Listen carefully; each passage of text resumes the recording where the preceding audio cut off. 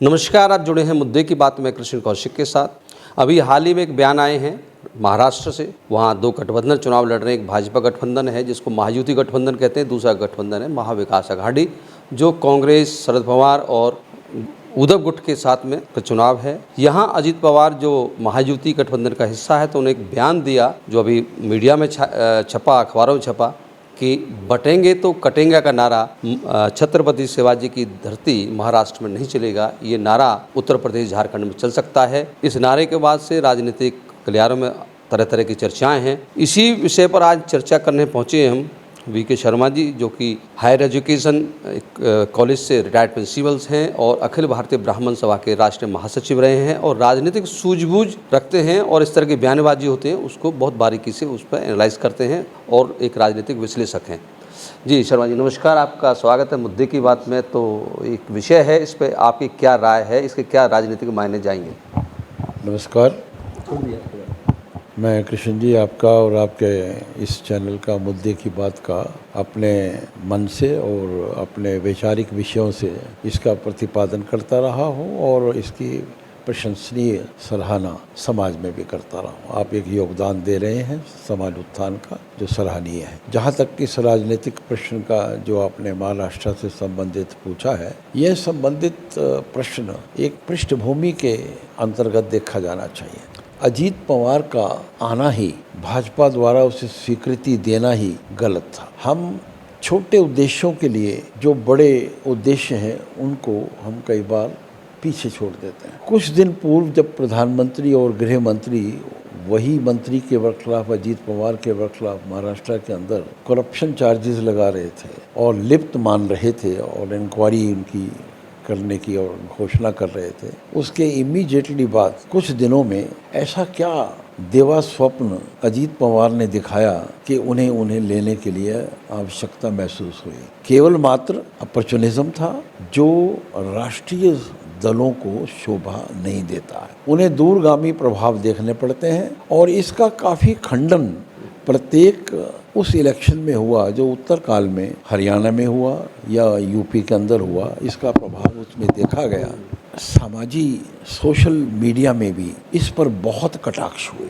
BJP को ये भी सहना पड़ा कि इनके पास कौन सी ऐसी मशीन है जिसके अंदर आके अजीत पवार आदि और उनके जो सारे ये कार्य हैं वो धुल जाते हैं। ये बचा जा सकता था। केवल मात्र उस समय अजीत पवार का लेना इसलिए था कि मराठा शक्ति उसको क्षीण करना था। बीजेपी ये भूल गई कि मराठा राष्ट्रवादी एक समाज है जिसने उस समय भी, मुगलों के काल में भी और मुसलमानों के काल में भी, मराठा युग राइज किया और शिवाजी के अंतर्गत विशेषतया है एक ऐसा राइज हुआ जो सबसे विहंगम, सामाजिक विहंगमता जिस युग के अंदर थी और जिस युग के अंदर औरंगज़ेब के उस युग के अंदर जब औरंगज़ेब मंदिर गिरा रहा था, दक्षिण फतेह कर रहा था, उसको एकमात्र रोकने वाला यदि कोई शासक हुआ तो वह पहाड़ी चूहा, जिसे औरंगज़ेब कहा करता था, जिससे एक कमरे में डर के सोया नहीं था वो कभी भी,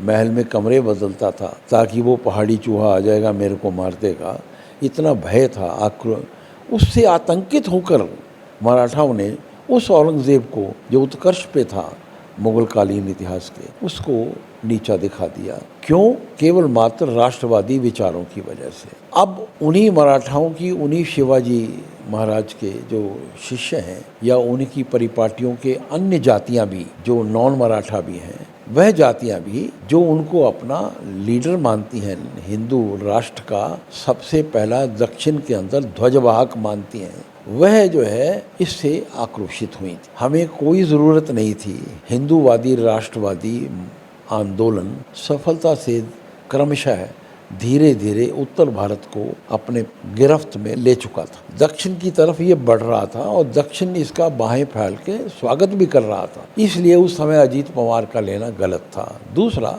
अजीत पवार को जिस समय लिया गया उस समय इनके पास ऑलरेडी जो इलेक्टोरल कॉलेज था उसके अंदर इनके पास बहुतायत थी। सरकार शिवसेना को तोड़ के बन चुकी थी और शिवसेना और इनका अलाइनमेंट ठीक चल रहा था। इसलिए कोई आवश्यकता नहीं थी कि उसे लिया जाता और अपने आप को, अपनी राजनीति को वह इससे दूषित करते। परंतु एक बात यहाँ पर और है जो आपने कही कि बटेंगे तो कटेंगे। ये जब कॉल हरियाणा से एक ऐसे क्षत्रिय ने दी, ऐसे क्षत्रप ने दी जो उत्तर प्रदेश का, जो भारत के सबसे बड़े प्रांत का मुख्यमंत्री है, एक मठ का, गोरख मठ, क्षत्रियों का मठ है, ब्राह्मणों का नहीं है, वो क्षत्रियों का मठ है, जो सारे भारत और दक्षिणवर्ती एशिया में फैला हुआ है। उसके यहाँ से जब ये कॉल आई कि हम बटेंगे तो कटेंगे, ये कोई नई बात नहीं थी। जब हम यूनिटी इन डाइवर्सिटी कहते हैं तो भाव यही है, डाइवर्सिटी तो है, उसमें यूनिटी करनी है। उसमें कहीं इंगित नहीं किया था राजनीतिक रूप से उन्होंने कि कौन काटेगा। हमारे अपने जो भारतीय थे वो हमारे दुश्मन नहीं थे, काटने वाले बाहर बैठे हैं, पाकिस्तान बैठा है, अब बांग्लादेश हो गया है, अमेरिका बैठा था, उन दोनों काट रहे थे सारे, चीन बैठा था, वो काट रहे थे।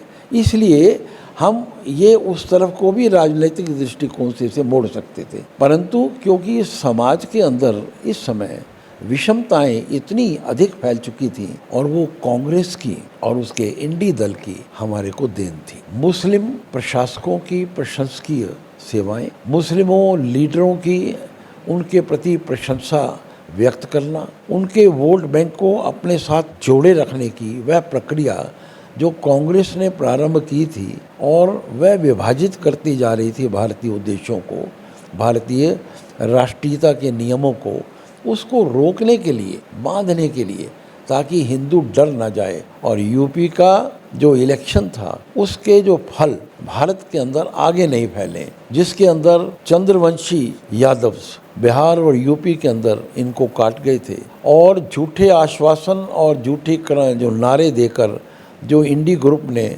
जो हमारे शेड्यूल कास्ट शेड्यूल ट्राइब में मतभेद भाजपा के साथ किया पैदा, उसकी वजह से वो हारे। उसका निचोड़ योगी ने निकाला था और वह ये योग था कि किसी भी तरह से आप बटो नहीं। जाति विभाजन की राहुल गांधी की मांग और उस पर अड़िग रहना, ये बांटने का तरीका था। इसलिए एक हो, इसलिए ये नारा दिया गया और वो नारा ने जो दिया गया उसने क्रमशः उत्तर भारत को अब अपने नारे के अंतर्गत एक बहाव के रूप में, एक ऐसा धारा प्रवाह विचार जो असर गया, उसका असर होना प्रत्येक मन में शुरू कर चुका है और प्रत्येक जाति अब इकट्ठी हो चुकी है। और पहला उसका प्रत्यक्ष प्रमाण हरियाणा का इलेक्शन मध्य इसमें महाराष्ट्र में भी जो खबरें आ रही हैं उसके अनुसार योगी की ये जो कॉल है वह अब महाराष्ट्र का भी उद्बोधन हो चुकी है और आम व्यक्ति उसके अंदर जुड़ चुका है। झारखंड में भी सर है, शरद पवार और अजीत पवार की लड़ाई करा के भाजपा को कुछ नहीं मिलना, क्योंकि शरद पवार और अजीत पवार एक निश्चित कार्य योजना के अंतर्गत भाजपा के अंदर आए थे। शरद पवार बहुत सुलझे हुए कूटनीतिज्ञ हैं, इन्होंने अजीत पवार को भेजा और उसी का ही फल ये है जो प्रश्न आप पूछ रहे हो, उसी का ही ये फल है कि अजीत पवार ने अब ये कहा है कि आपके प्रसिद्ध जो बड़े बड़े लीडर हैं वो उसके लिए कैंपेनिंग नहीं करेंगे। इससे कुछ नहीं होना है। अजीत पवार ग्रुप को हार मिलेगी अगर उनको नहीं लाएगा, और उसको जो फल भी मिलेगा थोड़ा बहुत वो इनके साथ जुड़ने का मिलेगा, अदरवाइज़ वो हारा पड़ा है। उसका कैरियर जो है समाप्ति की ओर है। अजीत पवार और शरद पवार दोनों ही समाप्ति की ओर हैं और समाप्ति से पहले जो मनुष्य आखिरी सांस लेता है वो उन श्वासों पर है। अच्छा, एक सवाल और इसमें, अगर मैं उद्धव ठाकरे के परिप्रेक्ष्य में बात करूं, उद्धव ठाकरे ने जब ये गठबंधन से जुड़े हो, महाविकास अघाड़ी से जुड़े, तो उन्होंने जो बाला साहब ठाकरे की इस विचारधारा उसको त्याग दिया, क्योंकि उनको पता था कि अगर उस विचारधारा के साथ कांग्रेस साथ जाएंगे तो शायद वो नहीं चल पाएंगे, तो उस विचारधारा को किनारे करके वो जुड़े। इसको लेके क्या राय है आपकी? Uddhav Thackeray is the product of environment, he is not the product of philosophy of बाल ठाकरे। जो फिलॉसफी ऑफ बाल ठाकरे थी और जो क्रियात्मक योगदान जिस बच्चे ने उसके साथ दिया था वो राज ठाकरे। वात्सल्य के प्रेम में आकर और आखिरी समय की ढलती उम्र में आके बाल ठाकरे भी उस मोह से अपने आप को अलग नहीं कर पाए और उन्होंने उद्धव जी को अपना वारिस घोषित कर दिया। अन्यथा राजनीतिक वारिस उद्धव उनके कभी भी नहीं रहे थे। जितना क्रियात्मक योगदान राज ठाकरे ने दिया था, उनके साथ कंधे से कंधा भिड़ा के हर उस आंदोलन के अंदर वो लिप्त रहे थे, वह उद्धव ने कभी भी नहीं किया था। दूसरा, उद्धव का राष्ट्रीयता को छोड़ना, राष्ट्र भावों को छोड़ना। राष्ट्र भाव क्या है? एक भाषा, एक सांस्कृतिक प्रोग्राम, एक संस्कृति, एक ही भाषा, एक ही रेस, भारतीय आर्य, एक ही रेस और एक ही उद्देश्य। ये जब चारों इकट्ठे होते हैं तो राष्ट्र की उत्पत्ति होती। हमारा उद्देश्य क्या रहा? भारतीय संस्कृति को, सनातन संस्कृति को फैलाना, और इसी सनातन संस्कृति को महाराष्ट्र और दक्षिण भारत के अंदर बाल ठाकरे जी ने जीवित रखा था, और उसे जीवित ही नहीं रखा, उसे उत्कर्ष पे रखा। और उद्धव जी ने अपने निजी स्वार्थ के लिए उसको ख़त्म कर दिया, और वह सारा सेक्रीफाइस अपने पुत्र मोह के अंदर कि इसको चीफ मिनिस्टरशिप मिल जाए, उसको इन्होंने पार्टी को भी धोखा दिया, बीजेपी को भी धोखा दिया। बीजेपी की वजह से ही इतनी सीट आई थी, क्योंकि अलायंस पार्टनर थे, और उसके बाद अलग होना ये राजनीतिक रूप से भी एक गलत धारणा थी जो उन्होंने राजनीति में पैदा की। उद्धव ठाकरे का कोई भविष्य नहीं, ना ही बाल ठाकरे जी के अन्य उस बड़ी संतान का कोई भविष्य आगे है। यदि कोई भविष्य है तो शिवसेना का है, और इस समय शिवसेना जो है उनको छोड़ चुकी है, शिंदे ग्रुप का। नवाज शर्मा जी, आप सुन रहे थे वीके शर्मा जी को, और इन्होंने बड़ी बारीकी से उसका एनालाइज किया और विश्लेषण किया।